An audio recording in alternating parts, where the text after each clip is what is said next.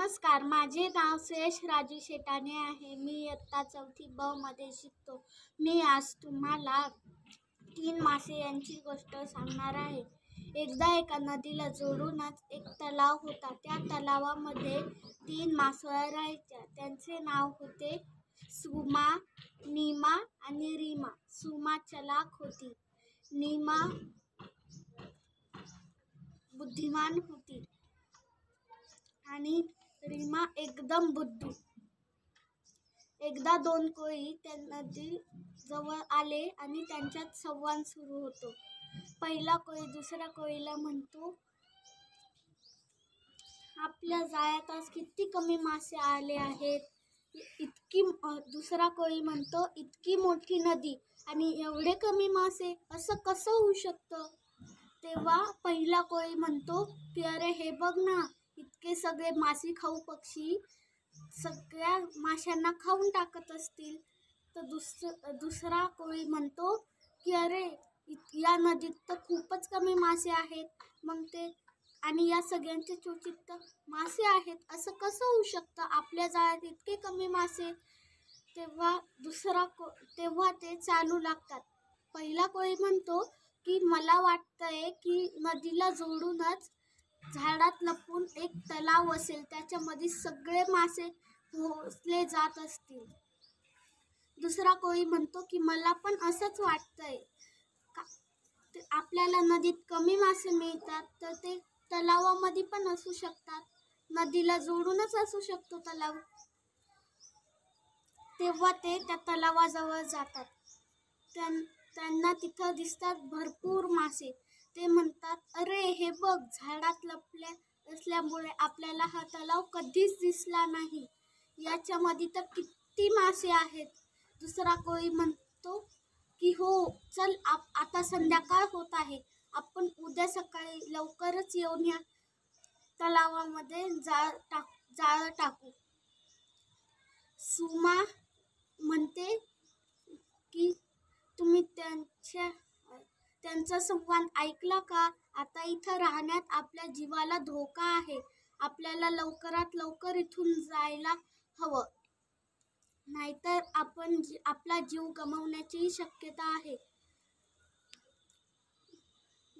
रीमा म्हणते की नाही, धोका अजून आला आहे कुठे. त्यांचा इकडं येण्याचा कार्यक्रमही रद्द होऊ शकतो. रात्री त्यांचं जाळं उंदीर कुरतडू शकतो. त्यांच्या वस्तीत आगही लागू शकते किंवा पूर येऊन त्यांचं गाव नष्टही होऊ शकतं. काहीही होऊ शकतं. म्हणून अजून आपल्याला धोका आला नाहीये. जेव्हा ते येतील तेव्हा विचार करू. नीमा म्हणते की अरे पळून जाण्याने काहीच होणार नाही. आपल्याला जर जाळ्यात अडकायचं असेल तर आपण अडकू.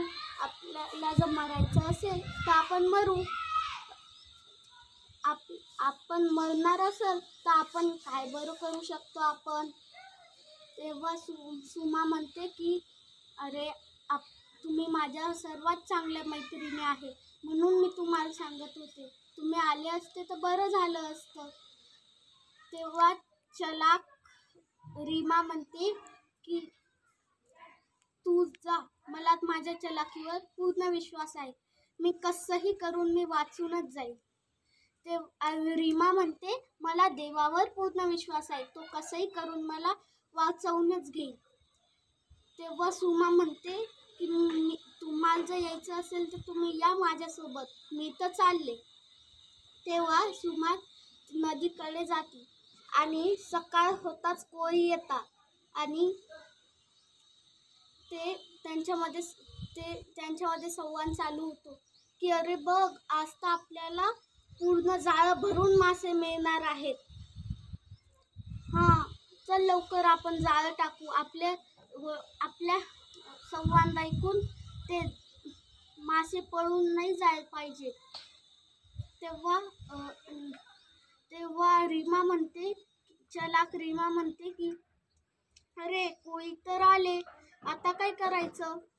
तेव्हा बुद्धू नीमा म्हणते की जर आपल्याला जाळ्यात आपलं नशीब जर चांगलं असलं तर आपण जाळ्यात अडकणारही नाही कदाचित.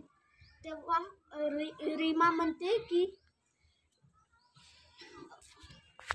रीमा म्हणते की नशिबावर विश्वास ठेवला तर जीव गमावण्याची शक्यता आहे. चल आता लपायला तरी जागा शोध. तेव्हा नीमा म्हणते की नाही, इथं आपल्याला जर मरायचं असेल तर आपण मरू. आपलं नशीब जर चांगलं नसलं तर आपण जाळ्यात अडकू. त्यात आपण काय करणार? तेव्हा नीमा म्हणते की अगं चल कुठं तरी लपायला. तेव्हा रीमा म्हणते की नाही, मला नाही यायचं, तूच जा घाबरट कुठली. तेव्हा रीमाला आठवते की नीमा म्हणते की तूच जा घाबरट कुठली. तेव्हा नीमाला आठवतं की नीमा म्हणते की अरे कुठं जाऊ, इथं लपायला पोकळ जागासुद्धा नाही. हां, आता आठवलं. बऱ्याच दिवसांपासून नदीमध्ये तलावामध्ये एक मुंगुसाचं मरलेलं प्रेत तरंगते. माझ्या बचावासाठी त्याचा उपयोग होऊ शकतो. तेव्हा ती रीमाला म्हणते की किमान तिथं लपायला तरी चल माझ्यासोबत. तेव्हा ती म्हणती मला नाही यायचं, तूच जा, तूच घाबरगुंडी आहे, मला नाही यायचं. तेव्हा नीमा पटकन जाऊन त्या मुंगुसाच्या पोटात शिरते. किती दुर्गंध सुटला आहे. बरं झालं असतं जर मी सुमा बरोबरच गेले असते, असं नीमा म्हणते. आणि कोळी जाळं टाकतात तेव्हा त्याच्यामध्ये रीमा पण येते आणि मुंगुसाचं ते प्रेत पण येतं आणि खूप सगळे मासे येतात. कोळी म्हणतो अरे वा, खूपच मासे आले. दीदी, ते मुंगुसाचं प्रेत पण आलं. हे मुंगुसाचं प्रेत पण जाळ्यात अडकलं, सडून गेलंय. मी याला परत पाण्यात टाकतो. तेव्हा नीमा त्या मुंगुसाच्या पाण्यात जाताच त्या मुंगुसाच्या पोटामधनं बाहेर येते आणि म्हणते जीव वाचला तर सगळंच मिळालं. मी मेलेल्याचा आसरा घेऊन जगले. तात्पर्य नशिबावर विश्वास ठेवून आपल्याला नशिबावर विश्वास ठेवून जेव्हा आपण स्वतःचा जीव वाचवू शकतो तेव्हा नशिबावर विश्वास ठेवू नये. दुसरं तात्पर्य